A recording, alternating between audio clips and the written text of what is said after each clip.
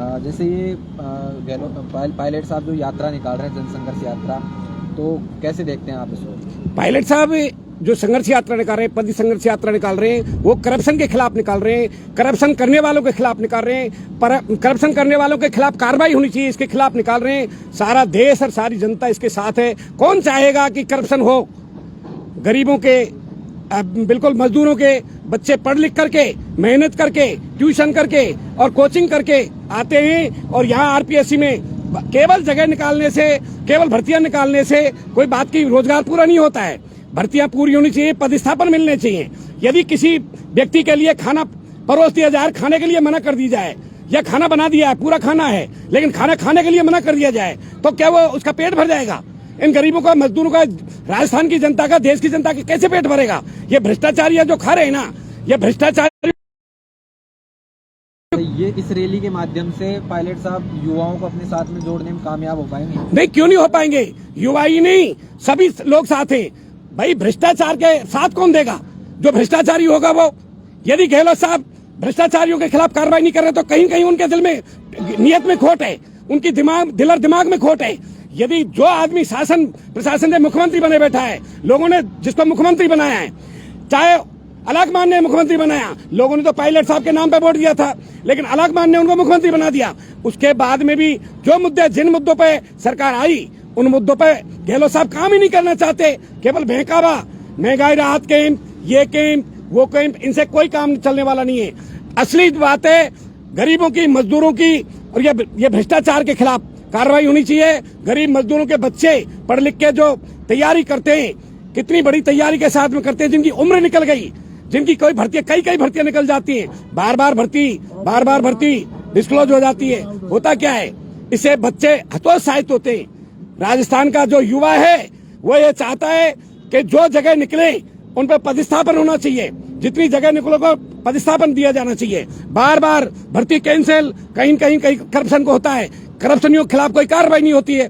तो ये राजस्थान सरकार की जो गहलोत सरकार है, जो वसुंधरा सरकार ने किया वही गहलोत सरकार कर रही है। इसीलिए बड़े दुख की बात है। पूरी जनता दुखी है, युवा दुखी है।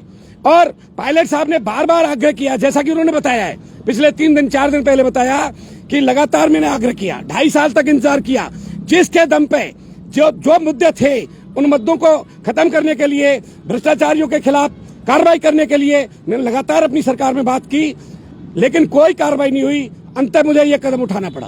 क्या लगता है आपको, गहलोत साहब जो महंगाई राहत कैंप लगा करके लोगों को अपने साथ में जोड़ने का प्रयास कर रहे हैं, उस पर ये जनसंघर्ष यात्रा भारी पड़ेगी? ये कोई नहीं, ये केवल दिल और दिमाग भटकाने वाली बात है, लोगों को केवल बिजी करने वाली बात है कि भाई सरकारी जो नुमाइंदे वो उधर बिजी हो जाएंगे। कुछ लोग कहेंगे राहत, कहीं न कहीं महंगाई कोई मिलने वाला है, कुछ नहीं मिलने वाला है, कुछ भी नुकसान, यह जनता का केवल समय बर्बाद होने वाला है। कोई भी काम महंगाई राहत कैंपों में नहीं हो रहा है, केवल जनता को भड़काया जा रहा है, टाइम पास किया जा रहा है कि जब तक चुनाव होए लोगों के दिमाग में ये रहनी चाहिए क्या लाभ होने वाला है, कुछ लाभ होने वाला है, कोई राहत नहीं मिलने वाला है। जनता जनार्दन, युवा, सभी रोजगार, बेरोजगार, सभी इस भ्रष्टाचार के खिलाफ है, भ्रष्टाचारियों के खिलाफ है। यदि 2023 का चुनाव, इस चुनाव में सचिन पायलट साहब को सीएम फेस नहीं किया गया, तो क्या इसको नुकसान भुगतना पड़ेगा कांग्रेस को? नहीं, कांग्रेस को भुगतना पड़ेगा। कांग्रेस को यदि फेस करे नहीं करे, ये पायलट साहब का निर्णय है। पायलट साहब जो कहेंगे जनता उसके साथ रहेगी। पायलट साहब क्या चाहते हैं, जनता उसके साथ रहेगी।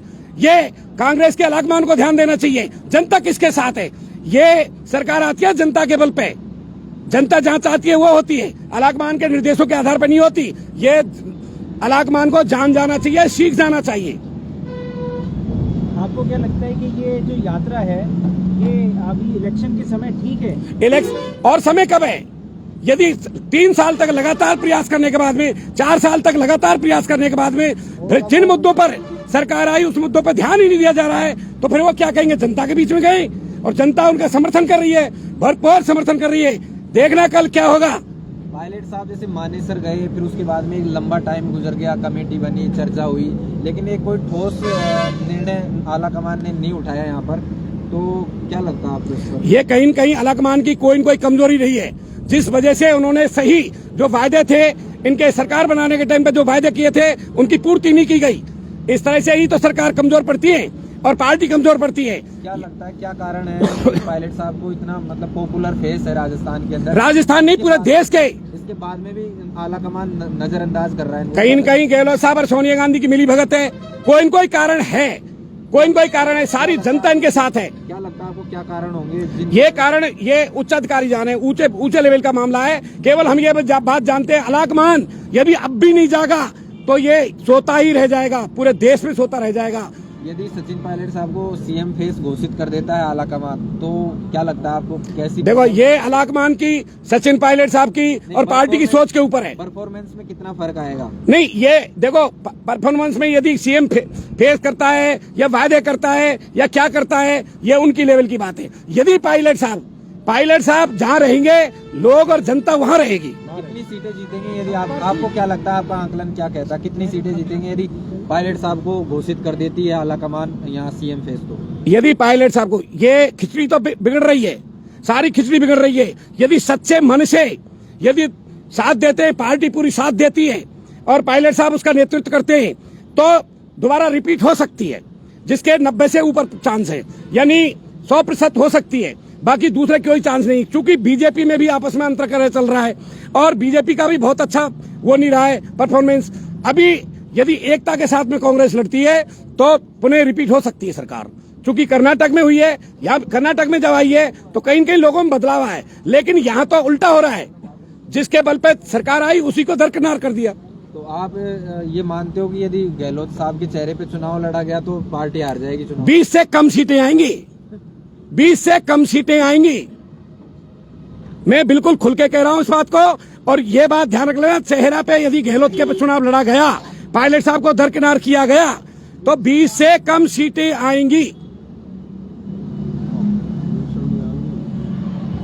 ये आप बहुत बड़ा बयान दे रहे हैं 20 से कम सीटें आने का। हाँ। अगर ये जो यात्रा है इसका फायदा विपक्ष को नहीं होगा? आप नहीं, इससे क्या होगा? पायलट साहब क्या करेंगे? विपक्ष कौन सा कहां से गठबंधन करेगा, क्या करेगा? यदि पायलट साहब कांग्रेस के साथ में नहीं रहे और गहलोत साहब को सीएम का चेहरा नियुक्त किया गया, तो ये पक्का वायदा समझ लो 20 से कम सीटें आएंगी। आज क्या नाम है आपका? मैं आमेर विधानसभा क्षेत्र से मुकेश खेरवाड़ी मेरा नाम है।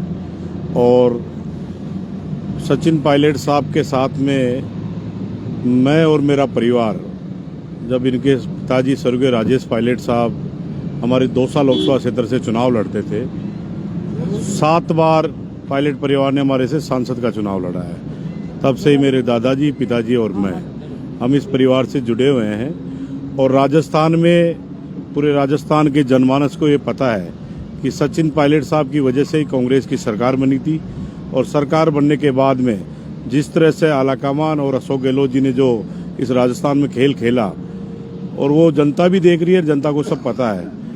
पायलट साहब जिस तरह से पहले चिट्ठियाँ लिखते रहे, भ्रष्टाचार के वसुंधरा जी और अशोक गहलोत जी की जो मिलीभगत थी वो उजागर नहीं हो पाई।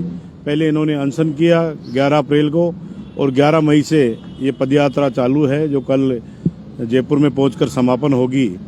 कल की जो रैली होगी, मुझे जहां तक अनुमान है 2 लाख से ऊपर लोग इसमें पहुंचेंगे, जिस तरह से प्रशासन की जो रिपोर्ट है उसके माध्यम से। और हम सब कार्यकर्ता, पूरे राजस्थान के युवा और किसान, मजदूर और दलित और सभी 36 बिरादरी के लोग सचिन पायलट साहब को नेता मानते हैं। और इस तरह का जलवा आप देख सकते हो। आप जिस तरह से अभी 10 किलोमीटर तक हाईवे पूरा जाम पड़ा है, ये उनका जलवा ही है और ये जलवा बरकरार रहेगा।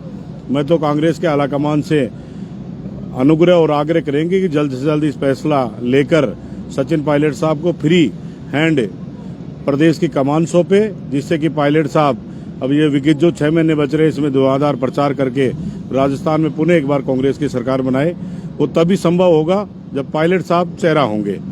ये भाईचारा ग्रुप के बारे में बताएं जिसको मैं राजस्थान जिस तरह से बताया, पायलट साहब से हम जुड़े हुए हैं। तो एक आमेर असेंबली में हमारा भाईचारा ग्रुप चलता है, उसमें हमारे 36 बिरादरी के लोग उसमें शामिल है, मैं उसका अध्यक्ष भी हूँ। तो जिस तरह से हमारे जो भाजपा के पूर्व अध्यक्ष सतीश पूनिया जी विधायक हैं, अब की बार उनकी भी विदाई तय है।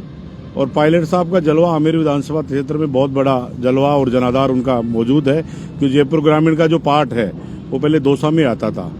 तो आज भी पायलट परिवार को लोग बहुत मानते हैं।